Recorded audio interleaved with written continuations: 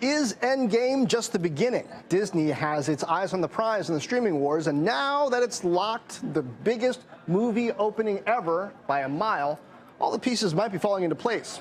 Now, I now consider myself to be something of an expert on Avengers Endgame. Saw it in Orlando on vacation on Friday, then got stranded in Vegas for work on Monday and saw it again. Don't ask. And basically, Disney couldn't ask for a better setup for the launch of its streaming strategy this fall. This year, it's closing out the top two of at least the top grossing movie franchises of all time. Avengers and the Star Wars Skywalker saga. And this, as some of the biggest names in tech, including Apple, Google, and Amazon, are also suiting up to do battle in streaming. Welcome to Fortt Knox, rich ideas and powerful people. I am John Fortt from CNBC at the NASDAQ market site overlooking Times Square in New York. And joining me today to break it down, CNBC.com tech editor Steve Kovacs. Steve, great to have you. Let's start with Avengers Endgame. We all know record $1.2 billion opening weekend at the box office. Since then, it's ticked up a couple more points, 1.3 something. But now you got Hulu this morning announcing a slate of new originals. Disney now owns most of that, including multiple Marvel series, all of which are going to be available this fall on the new streaming service. So, what do you think? On the strength of Endgame, the rise of Skywalker, all this new stuff, can Disney beat Netflix and all other comers in the streaming game, Steve?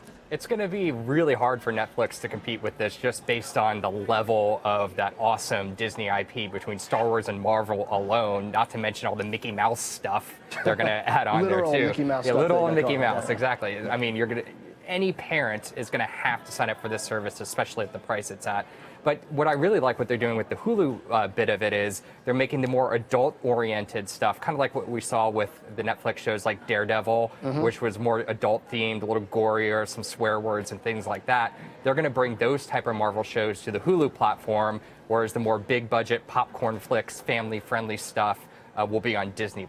So, today they announced the Ghost Rider show, which is going to launch next year, which I'm personally really excited about that, just being a big Marvel fan, and Ghost Rider is such a cool character. And then they can really leverage on top of that. They're bringing some of the Marvel characters a little bit grittier and under the radar to Hulu.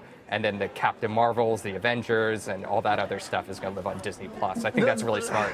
The cool thing about this for Disney, though, is that it's got these two brands that everybody knows, if not everybody loves, but Avengers and Star Wars both ending their runs in 2019, right as they're launching this service that's all about library. So if people want to relive those movies and all the ones leading up to it, they're going to have to subscribe to Disney+, it seems like, to get that. But then beyond that, how much is that going to matter? Because the premise behind Netflix is they've got so many members, they're so global, that they know kind of in a customizable basis what people in different regions really want to see. So is it really about library, or is it about data? Because if it's about data, then Netflix wins. See, I think it's more about library. I mean, I've noticed personally within the last year or so how crowded Netflix has gotten. It's like back in the day when you would switch through your cable channels, channel surfing. That's what the Netflix homepage feels like now. When you're scrolling through, you literally don't know what to watch. They're producing so much content. It's really lost that feel of good curation that you used to get when you would originally log on to Netflix. You really felt like they got you and knew what you wanted to watch. And I mean, I'm just speaking anecdotally, of course, but just by them pumping out so much content every year, right, and casting such a wide net, it doesn't have that heavy level of curation. Whereas Disney, you know what you're going to get. You're going to get the Marvel, you're going to get the Star Wars, you're going to get Frozen and all that other kind of stuff. And it's stuff we know people love, and it's stuff people are going to be silly not to sign up for. So what about Apple and Amazon? I mean, I'm still trying to figure out, okay, you got Netflix on the one hand, that's the newcomer. They kind of kicked off this whole streaming thing before people thought that it could even be a revolution. Clearly it is. Now you got Disney coming in at the other side. They're the ones who are the partners. They would sell their VHS tapes in Walmart, and they hand out their content to cable, et cetera, et cetera. Now they're going in on streaming, owning the platform and the content. What's left for Apple and Amazon to do? I mean, much less Comcast, parent company of CNBC, among others. I mean, they don't have the library quite of Disney, nor do they have the tech legacy of Netflix. Right, and so I guess NBC, we're going to have to see what their service looks like early next year. But I mean, there's plenty of stuff. There's Jurassic Park, all the Universal movies. There's, Right. there are some big names like floating around in there. But when you talk about Apple and Amazon, yeah, they're going to have to invest big. I think Amazon is really smart to get that Lord of the Rings franchise. That is a huge franchise. Yeah. Everyone is going to be glued to that. That's positioned. They've been looking at like how can we get our Game of Thrones? What's our Game of Thrones going to be? And it seems like they're doubling down and thinking that's going to be this Lord of the Rings series that they're working on in secret. And then when it comes to Apple, that is just a big puzzle for me. I can't even figure it out. I know you were probably at the event, and I watched that event, and I have no idea what that service is going to look like. We barely saw maybe a couple clips from the original shows. We had the stars. There's a lot of star power attached to it, sure, and they're brands within themselves. But as far as what the shows are going to look like, and if people are going to want to pay for, I don't know, what is it, a dozen shows at most at launch? Yeah. It's going to be really hard to convince people to pay another $6 to $10 a month on top of Netflix, on top of Hulu, on top of your Amazon Prime accounts. I'm less bullish on the Apple content offering than I am on the others. Universal. Two words, Harry Potter. Oh, and Harry Potter, of course. I forgot about Harry, yeah. They got to figure out a way to bring Harry Potter to TV if they really want to win this, I think. Now, let's move on to Facebook, announcing a complete redesign of its mobile app and the website that's coming, centered around groups and events, while also considering hiding likes from its Instagram platform, something Twitter has considered as well. Mark Zuckerberg trying to make light of the company's recent privacy issues during yesterday's keynote, but maybe landing a little flat. Take a listen. I get that a lot of people aren't sure that we're serious about this. I know that we don't exactly have the strongest reputation on privacy right now, to put it lightly. I see Mark Zuckerberg trying to channel a little Barack Obama there. Kind of, you think it worked? No, not at all. I mean, given, what is it? Every other week we hear another data leakage or some just negative thing hitting. That is not the thing you should be joking about right now. And it's like, you should be sincere, not joking about it when it's something this serious. And I know investors don't care, and they're printing money, and every earnings looks great despite all these privacy scandals. Yeah. But in the long term, you really got to have the trust of your users, and just making a joke about it. Come on. I'm not sure privacy is really the problem with Facebook. I mean, we talk about privacy a lot, but mostly I think what I post on Facebook, when I tweak the settings, it gets seen by the people who I want to see it, and it doesn't get seen by the people who I don't want to see it. It's a different issue, I think, with Facebook and the way it's handling the flow of information through society, through the world. A lot of it bad information in areas where people are getting hurt by it. That's not a privacy issue. So I kind of feel like he's talking about privacy and making Facebook more private. I'm not sure that solves the fundamental problems that the platform is facing right now. Yeah, are you talking just the fake news stuff and the things in Myanmar and so forth? Oh, yeah, that's absolutely. People are sharing fake news just with their own private group of thugs and villains out there who are causing problems in society. I'm not sure that fixes anything. No, especially on WhatsApp. WhatsApp, it's a big problem in certain countries. And the India elections, that was a huge deal. Yeah. People spreading fake news through WhatsApp, which is private and encrypted, and it's really hard to monitor that kind of stuff. They've lost control of that. And then also, as Zuckerberg calls it, the town square type stuff, which is easier to identify rather.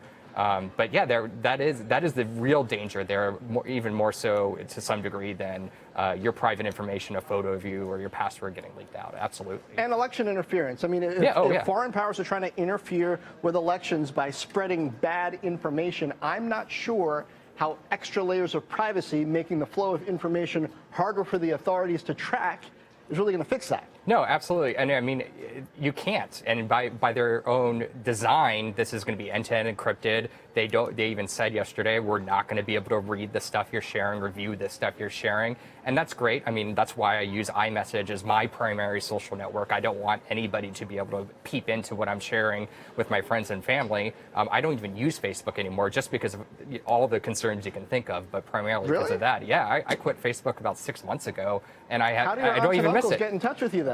iMessage. iMessage is the best social network. Between iMessage and iCloud photo sharing, that's the only social network you need. If you want to talk about sharing with your friends and family, it's built right into your iPhone. You don't need a Facebook account. I guess that's true. Now, finally, more potential pain for retailers, courtesy of who else? Amazon, announcing its plans for one-day shipping as standard for Amazon Prime members. Steve, I'm not sure I care about one-day shipping from Amazon. Amazon is so pervasive at this point. I was talking to my youngest, he's 8, about getting something online, and he's like, well, does Amazon have it? And I was like, no, I don't think so, but I think the store we got it from has it. And he's like, well, but if Amazon has it, we can't get it. Like, he thinks things only come from Amazon. He sounds like my wife. My wife is super excited about the one-day shipping thing because she often forgets to order something, and she does not everything's on the 2-hour Prime window or one of those other special things. Now that they're opening up all the way, I mean, as an heavy Amazon user, I get everything from toilet paper to gadgets on Amazon. So I'm excited for that. But you got to think of what that means for the investment into their warehouses and infrastructure, what that means for the hourly workers in those warehouses, what kind of added pressure that puts on them. And I don't think that was necessarily addressed when they announced this last week. Right. And I'm concerned to see how that plays out too. But I think there's a decreasing marginal return to delivering stuff faster and faster. Like, if Amazon told me right now I could have something in 1 hour at my house, I'm not home. I don't need it in an hour. These things can be timed to a certain degree. And I'm pretty happy with 2-day shipping. Sometimes stuff arrives within a day, and that's wonderful. That's great. But I wonder if this is really about Amazon slowing growth in its core retail business and them wanting to pull some lever to see if it'll do something when really it might not do that much. It did send Target shares tanking, and I think, the e-commerce business, yeah, you're right, slowing growth. But I mean, Amazon I don't even consider Amazon an e-commerce business anymore. They're a cloud business with an e-commerce business on the side. You don't really, that's where they know all the growth is and where all the profits are. But anything they can do, like you said, tweak a lever, and Jeff Bezos' thing is always focus on the customer, how to make things better and easier and faster for the customer. So it's not surprising they're going to make this ubiquitous across all of Prime. True. Now, of course, another big story this week is another company that starts with an A, Apple earnings, out with positive results, crossing over the $1 trillion market cap earlier, reclaiming the throne as the world's most valuable publicly traded company. Now, a few numbers caught my eye in this report. Siri's got the first. 53%. 53%. That represents the percentage of total revenue, that's total sales, that iPhone brings in. Steve, you tweeted earlier about this, saying once upon a time that used to be as high as 2/3 of revenue. What's the significance, you think, of 53%? Yeah, I think even higher than that. At one point, it was maybe bubbling close to 70% of revenue. So it's fascinating that iPhone sales can be down that much to make up such a low or relatively low percentage of total revenue, and the stock goes up. That's just fascinating to me. And what that really says is they've figured out this way to, whether it works out or not, at least convince investors that, hey, we're diversifying beyond the iPhone. There's been worries for years, right? Apple can't innovate. Apple's married to the iPhone. They're addicted to the iPhone. And now they're proving we're not addicted to the iPhone. We can generate a significant more amount of revenue, not just based on the iPhone, but on services, wearables, and things like that. That's true, but I still feel like that 53% number is somewhat misleading, because that might be the raw dollars associated with iPhone, but the sales driven by iPhone a lot higher than that. You're not getting AirPods, you're not getting a watch, you're not paying for a lot of these services and downloads from the App Store unless you have not only an iPhone, but a relatively recent one. You can't connect these things as well unless it's got the most updated chips, so maybe 1 or 2 generations back. So even though in the near term that 53% looks lower, I think it's a huger percentage that's actually driven by the iPhone. Yeah, I mean, the destiny of all these services and wearables, of course, they're tied to the iPhone. It literally won't function well enough if you don't have an iPhone. I think they do work a little bit further back, like the AirPods, as long as you're running, I forget what iOS it is, as long as it's capable of running the latest iOS, which goes back to the iPhone 6 or 6S, so 4 or 5 years at least. So they have done what's right by the customer, at least, saying we're going to make your phone good enough to keep longer, and that's great for the customer, maybe not so hot for Apple. I mean, revenue and profits are still lower, and again, that's shocking that the stock went up based on that. Yeah. But they have proven they can at least diversify their revenue, even if it is anchored in the iPhone. I think that's promising. Siri, give us the next digit. $5.1 billion. $5.1 billion, Apple's revenue for wearables this quarter. Tim Cook saying if its wearables division were a standalone company, it would be in the Fortune 200.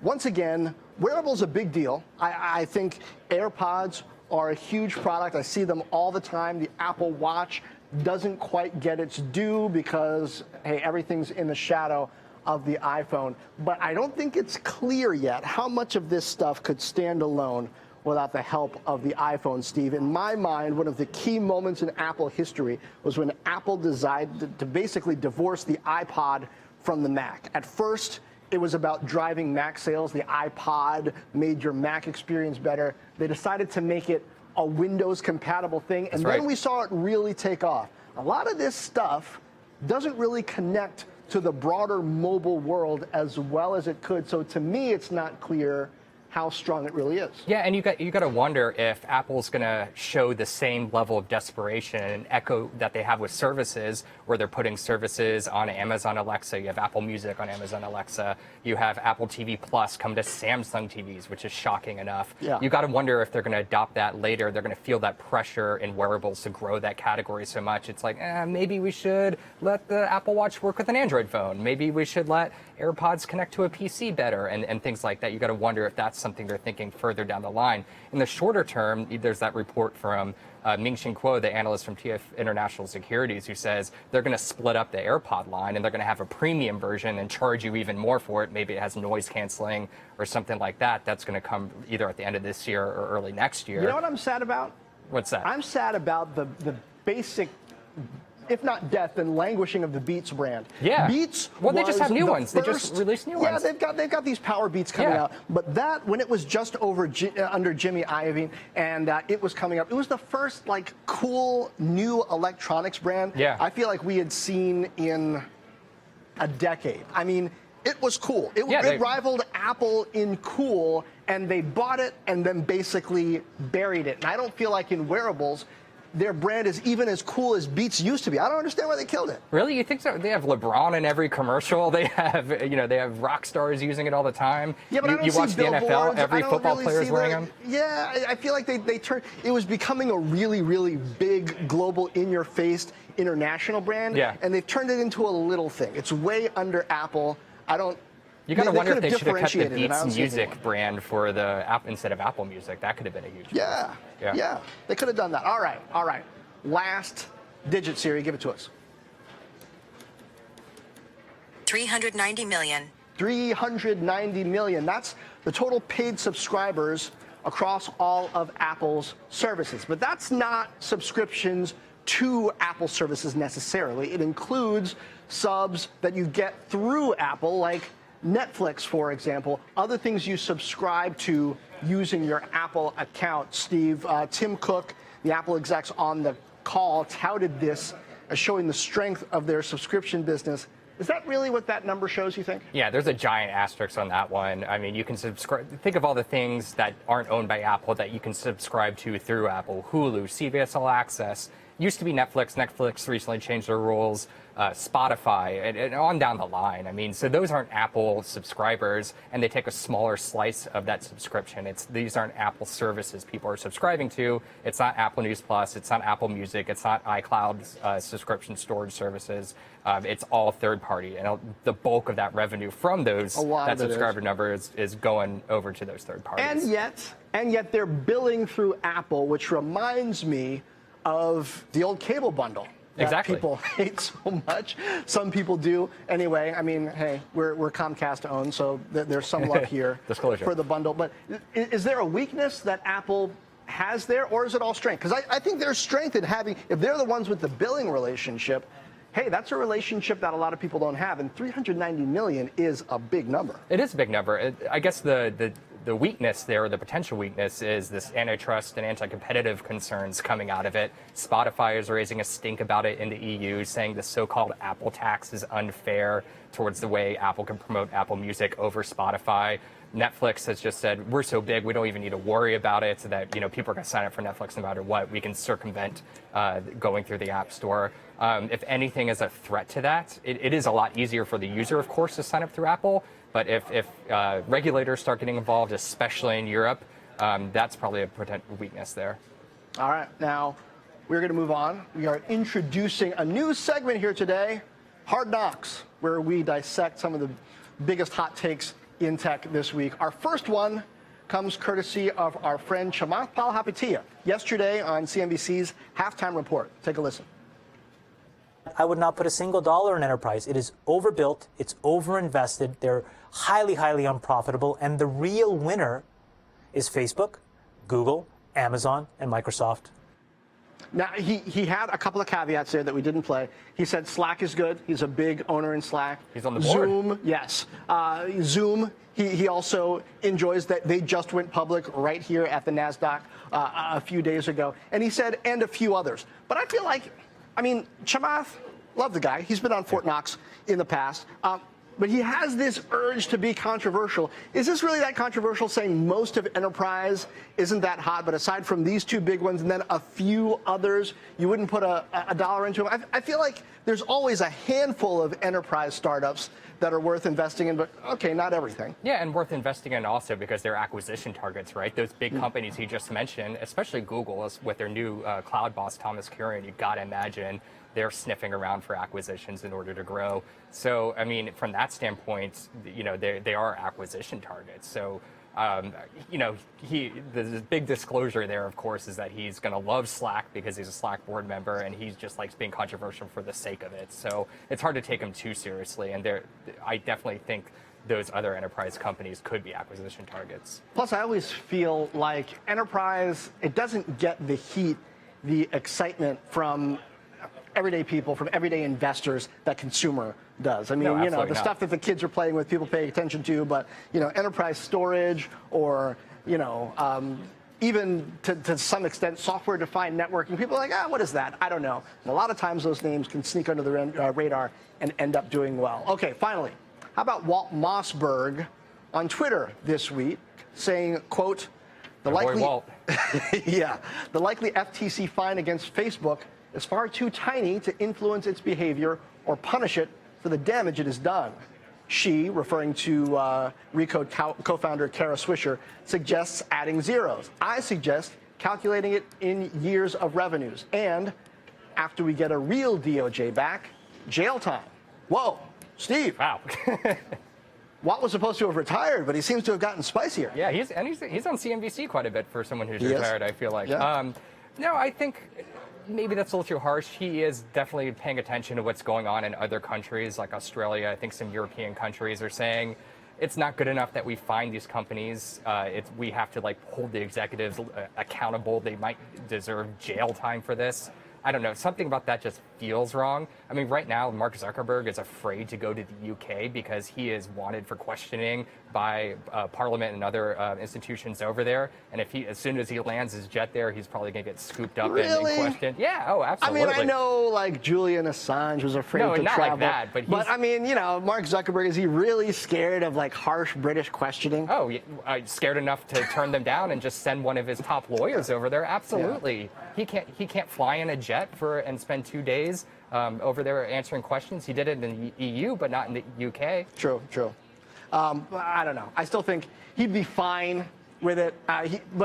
Walt has a point in that he's relaxed enough to joke about their privacy reputation right now, even after expecting a $3 to $5 billion fine. That's a heck of a parking ticket for most of us. Steve, thank you for being with us today.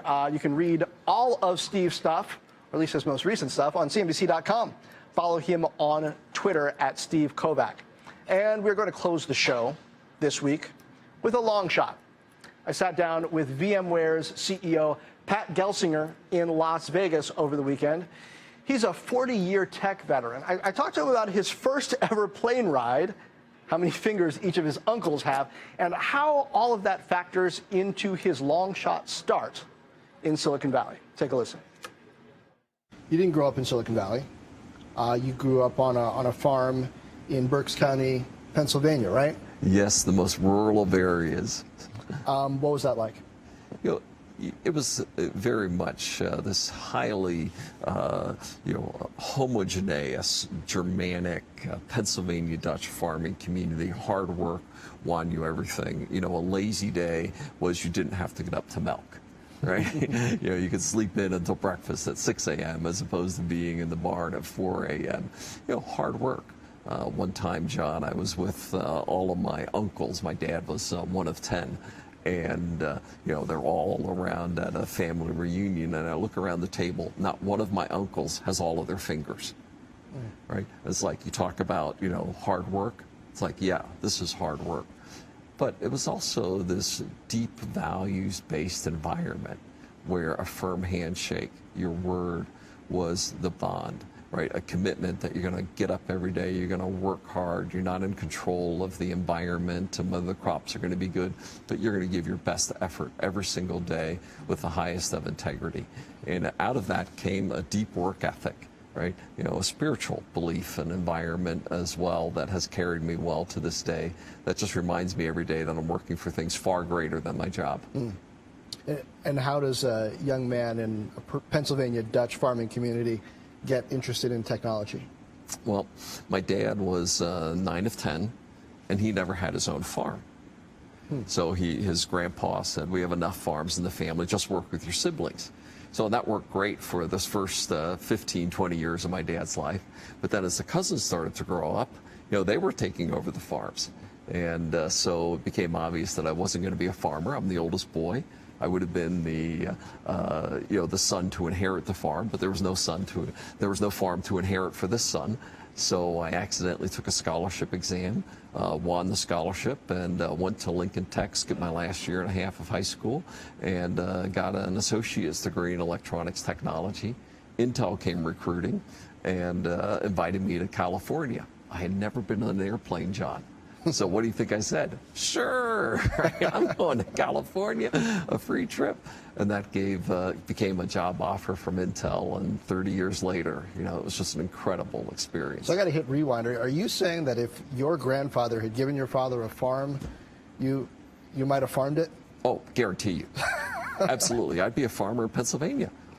All right. Well, missed opportunities, Pat. Maybe next time. Hey, we talk a lot more on the podcast about faith. He's a committed Christian as well as being a CEO in Silicon Valley, which causes some challenges. This weekend on the podcast, catch my full interview with Pat Gelsinger. You can catch that on Google, on Apple, of course, all the places where you get your podcasts, including Spotify. We talk about a lot of different subjects in that, and be sure to enjoy it. This has been Fort Knox. See you next time.